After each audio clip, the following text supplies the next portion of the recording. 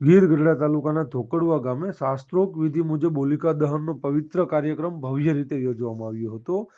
અન્નપૂર્ણા આશ્રમના મહંત ગણેશપુરી બાપુ દ્વારા વૈદિક મંત્રોચ્ચાર સાથે સાંસ્કૃતિક પૂજા અર્ચના કરી પરંપરાગત રીતે હોલિકા દહન પ્રાગટ્ય કરવામાં આવ્યું હતું. વિશેષ વાત તો એ રહી કે ધોકડવા ગામમાં કોઈ પણ જાતિના ભેદભાવ વગર સર્વ સમાજના લોકો એક જ સ્થળે એકત્રિત થઈ હોલિકા દહનમાં જોડાયા હતા અને ગામની એકતા અને સમરસતાનું સામૂહિક ઉદાહરણ પૂરું પાડ્યું હતું.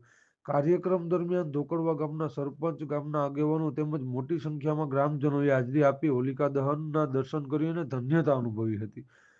સવારથી જ ગામના યુવાનો દ્વારા હોલિકા દહન માટે આગવું આયોજન કરવામાં આવ્યું હતું. યુવાનોની મહેનતથી કપડાં, ચણા, શ્રીફળ એકત્રિત કરી અને કાર્યક્રમને સફળ બનાવવામાં આવ્યો હતો.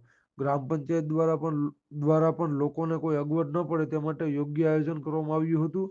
ગ્રાઉન્ડમાં સંપૂર્ણપણે સ્વચ્છતા જળવાઈ રહે તેમજ તહેવાર પ્લાસ્ટિક રહિત રીતે ઉજવાય તે માટે વિશેષ ધ્યાન રાખવામાં આવ્યું હતું, જેના કારણે સમગ્ર કાર્યક્રમ સુવ્યવસ્થિત અને પર્યાવરણ મિત્ર બન્યો હતો. આ પવિત્ર પ્રસંગે સમગ્ર ગામમાં ધાર્મિક ભાવના અને ઉત્સાહનો માહોલ જોવા મળી રહ્યો હતો. બ્યુરો રિપોર્ટ, ગિરનાર અવાજ ન્યૂઝ.